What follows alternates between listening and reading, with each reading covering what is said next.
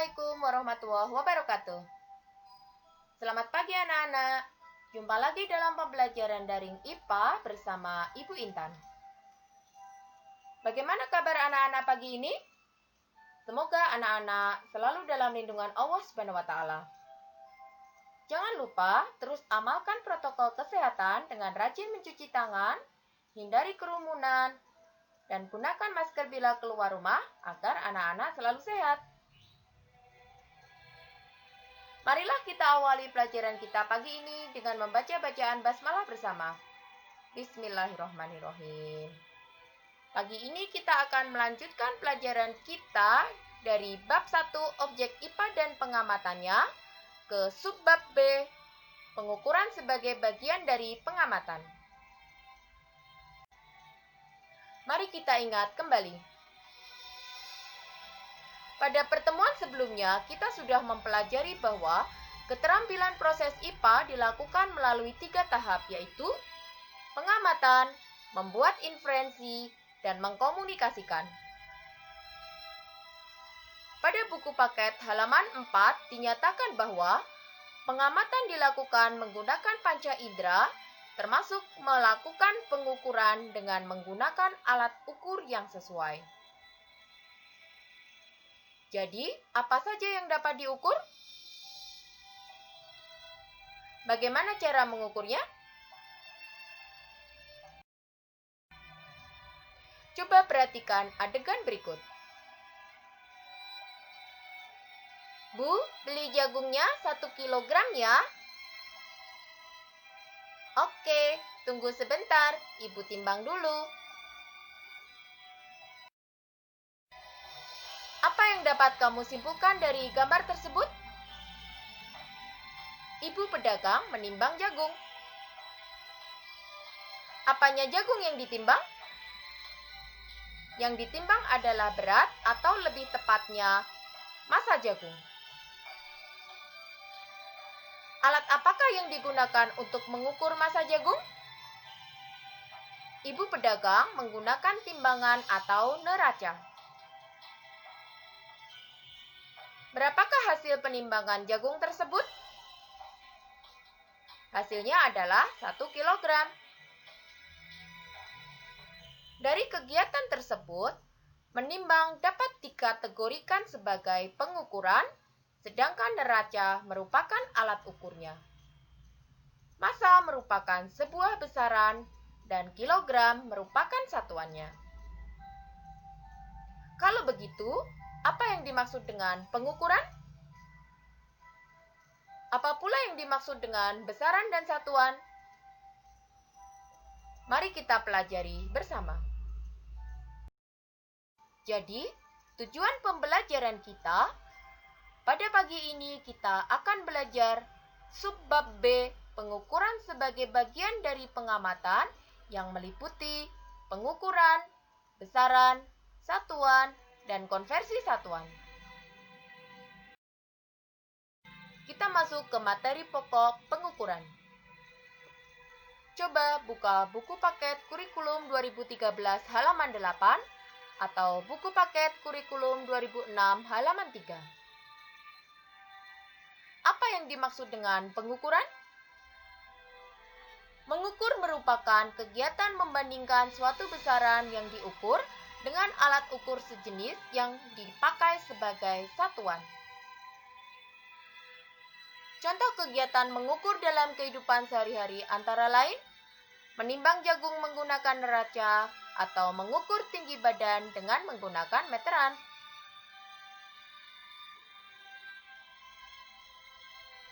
Alat yang digunakan untuk mengukur disebut sebagai alat ukur, sedangkan hal yang diukur disebut besaran. Hasil pengukuran tersebut akan dinyatakan dalam bentuk nilai yang berupa angka dan dituliskan dengan dilengkapi satuan.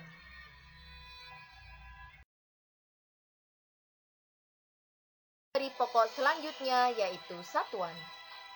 Apa yang dimaksud dengan satuan? Buka buku paket kurikulum 2013 halaman 9 atau kurikulum 2006 halaman 4. Pembanding dalam suatu pengukuran disebut satuan. Ada dua macam satuan, yaitu satuan tidak baku, merupakan satuan yang digunakan untuk melakukan pengukuran dengan hasil yang tidak sama atau berbeda untuk setiap orang yang berlainan. Satuan tidak baku misalnya jengkal, depa, dan kaki. Satuan berikutnya adalah satuan baku. Satuan baku merupakan satuan yang digunakan untuk melakukan pengukuran dengan hasil yang sama untuk semua orang. Satuan baku misalnya kilogram, sentimeter, liter, dan lain sebagainya. Dalam penggunaan satuan, terutama satuan yang tidak baku, dapat menimbulkan masalah karena hasilnya akan berbeda-beda untuk setiap orang. Oleh karena itu, pada tahun 1971, para ilmuwan dalam Konferensi Umum tentang Berat dan Ukuran ke-14 menetapkan suatu sistem satuan yang dapat digunakan di seluruh dunia. Sistem satuan ini disebut sebagai Satuan Sistem Internasional atau disingkat SI. Syarat-syarat satuan SI tersebut antara lain adalah satuan selalu tetap, bersifat internasional, serta mudah ditiru bagi semua orang. Kita masuk ke materi pokok selanjutnya, yaitu besaran. Buka buku paket kurikulum 13 halaman 8 atau kurikulum 2006 halaman 4. Apa yang dimaksud dengan besaran? Di buku paket tersebut dinyatakan bahwa segala sesuatu yang dapat diukur dan dinyatakan dengan angka disebut besaran. Pada Konferensi Umum tentang Ukuran dan Berat ke-14 juga ditetapkan bahwa besaran dibedakan menjadi dua, yaitu besaran pokok. Besaran pokok adalah besaran yang satuannya telah didefinisikan terlebih dahulu. Ada 7 besaran pokok dalam satuan sistem internasional, yaitu panjang, satuan SI-nya meter. Massa, satuan SI-nya kilogram. Waktu, satuan SI-nya sekon. Suhu, satuan SI-nya Kelvin. Watt arus listrik, satuan SI-nya ampere. Jumlah watt, satuan SI-nya mol. Intensitas cahaya, satuan SI-nya kandela. Perhatikan penulisan lambang satuannya. Untuk penulisan lambang satuan, huruf kecil atau huruf kapitalnya harus benar. Anak-anak harap menghafalkan besaran pokok dan satuan SI-nya tersebut. Besaran yang berikutnya adalah besaran turunan. Apa yang dimaksud dengan besaran turunan? Besaran turunan adalah besaran yang satuannya diturunkan dari besaran pokok. Besaran turunan antara lain, luas diturunkan dari besaran pokok panjang, lambang satuannya meter persegi. Volume diturunkan dari besaran pokok panjang, satuannya meter kubik. Kecepatan diturunkan dari besaran pokok panjang dan waktu, satuannya meter per sekon. Laju pertumbuhan diturunkan dari besaran pokok panjang dan waktu, satuannya sentimeter per hari. Massa jenis diturunkan dari besaran pokok massa panjang, satuannya adalah kilogram per meter kubik. Konsentrasi larutan diturunkan dari besaran pokok massa dan panjang, satuannya gram per liter. Dan Gaya, termasuk di dalamnya gaya berat, diturunkan dari besaran pokok, panjang, massa, dan waktu. Satuannya adalah Newton. Perhatikan pula penulisan lambang satuan, huruf kecil dan huruf kapitalnya harus benar. Kita masuk ke materi pokok terakhir, yaitu konversi satuan. Coba dibuka buku paket kurikulum 13 halaman 11 atau buku paket kurikulum 2006 halaman 7. Jika kamu mengukur tinggi badanmu, misal hasilnya 155 cm, kenapa kamu menggunakan satuan cm? Bukankah satuan dari besaran pokok panjang menurut sistem internasional adalah meter? Mana yang benar? Keduanya benar. Satuan meter dapat diubah menjadi sentimeter atau sebaliknya melalui konversi satuan. Apa yang dimaksud dengan konversi satuan? Konversi satuan merupakan cara mengubah dari suatu besaran ke satuan lain yang sejenis. Ingat, saat di SD dulu kamu sudah diajarkan lagu dalam anak tangga, kilometer, hektometer, dan seterusnya. Lagu tersebut sebenarnya adalah konversi satuan. Contoh tangga konversi satuan antara lain, untuk satuan massa, tangga konversi satuannya adalah kilogram, hektogram, dekagram, gram, desigram, sentigram, dan miligram.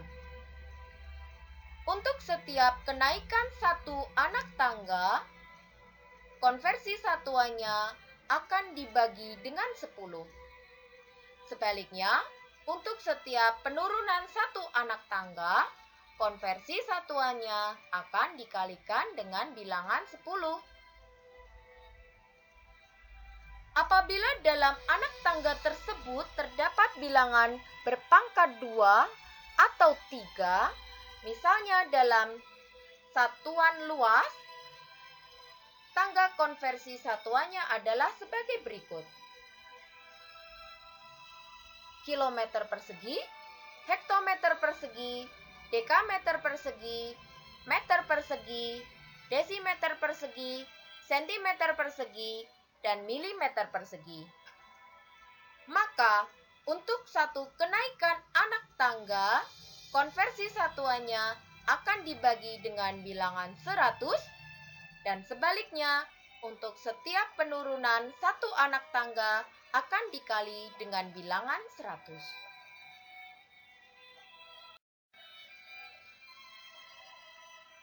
Jadi, apa saja yang sudah kita pelajari hari ini? Mari kita ingat kembali. Coba anak-anak jawab pertanyaan berikut di dalam hatimu. Apa yang dimaksud dengan pengukuran? Mengapa kita perlu menggunakan satuan baku dengan sistem satuan internasional? Cynthia mengukur panjang meja menggunakan pita meter. Hasilnya adalah 110 cm. Dari pernyataan tersebut, dapatkah kamu menganalisis manakah yang termasuk besaran, satuan, dan alat ukurnya?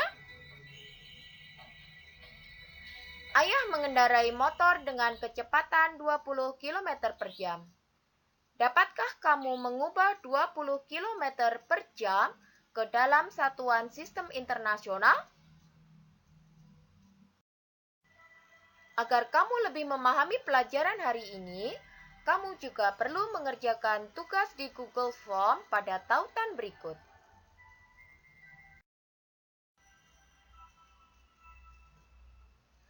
Hari ini kita telah belajar bagian kedua dari bab 1 objek IPA dan pengamatannya, yaitu subbab B, pengamatan sebagai bagian dari pengukuran. Untuk pertemuan selanjutnya, kita akan mempelajari cara menggunakan alat-alat ukur melalui live streaming praktek pengukuran besok pada hari Kamis pada tanggal 6 Agustus 2020 mulai jam 8. Harap anak-anak hadir pada channel YouTube Bu Intan di jam tersebut.